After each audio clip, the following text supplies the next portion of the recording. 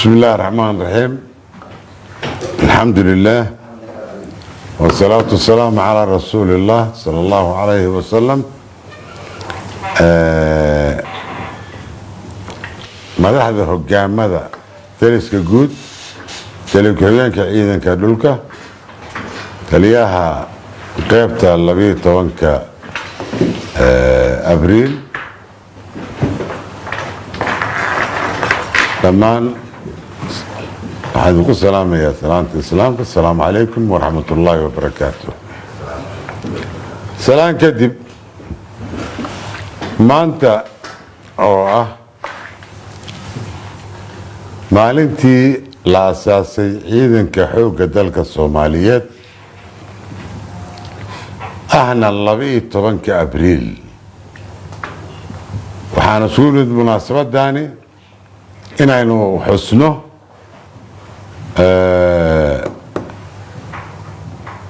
aan hambalyo u dirno ciidamadayna, kana hadalno taariikh yaroo kooban ciidanka xoogga dalka Soomaaliyeed iyo marxaladihii uu soo maray.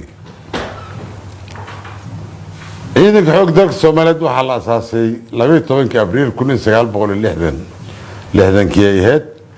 maanta waxaan u dabaaldegaynaa waa sanad guridii 63aad ayaan u dabaaldegaynaa. asaaska ciidankaasi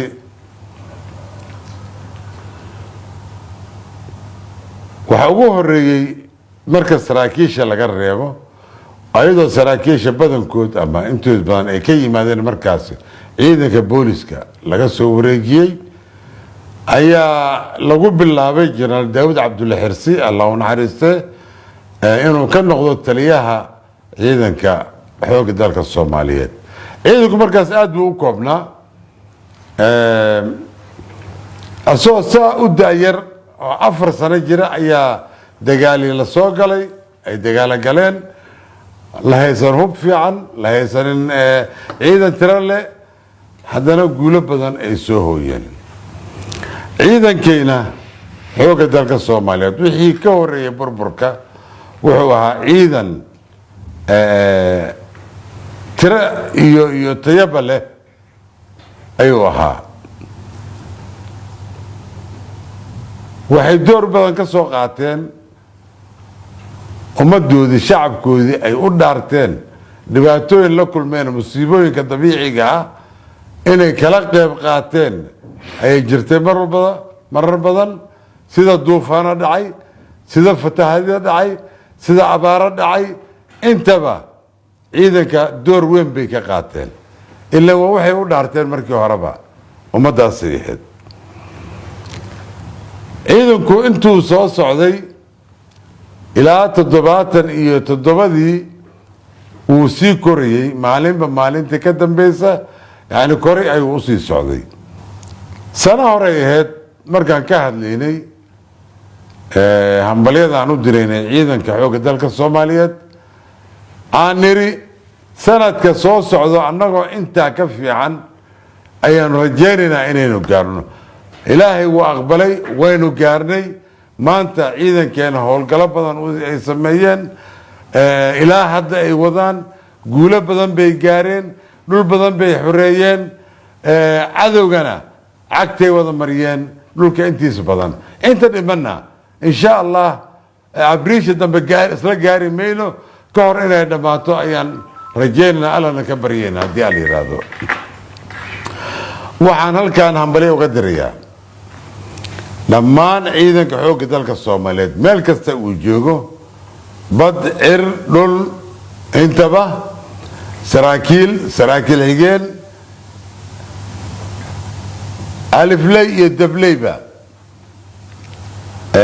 iyo xaasaskoodaba inaan hambalya aan idhaahno, sanad guruwan aan idhaahno. waxaan leenahay sanad guuradan oo hadda 63aadkii ah, tan xigta annagoo nabad qabno, caafimaad qabna, guulo badanna gaarnay, inuu ilaahayna wada gaarsiiyo, caafimaad annagoo qabna inuu ilaahayna gaarsiiyo ayaan alla ka baryaynaa. waxaan leeyahay hambalyo iyo mar saddexaad hambalyo سنة كان انت هذا مدة 8 بلاد يو مالمو ciidanka wuxuu ku jiray howlgalkaasna sida hadda aan sheegay waa guulo wanaagsan guulo waaweyn ayaa laga gaaray waa la sii wadayaa ilaa aan cadowga meel aan ku soo xirno ilaa aan wadanka aan ka saarno ilaa wadanka aan ka tirtirno hawsheedu way soconaysaa haddii aan yiraahdo wixii waajib naga saaran waa gudanaynaa waxaan leeyahay saraakiishayda alifleyda dableyda saraakiil xigeenka xasuuska caruurtoodiiba mar labaad hambalyo hambalyaan leeyahay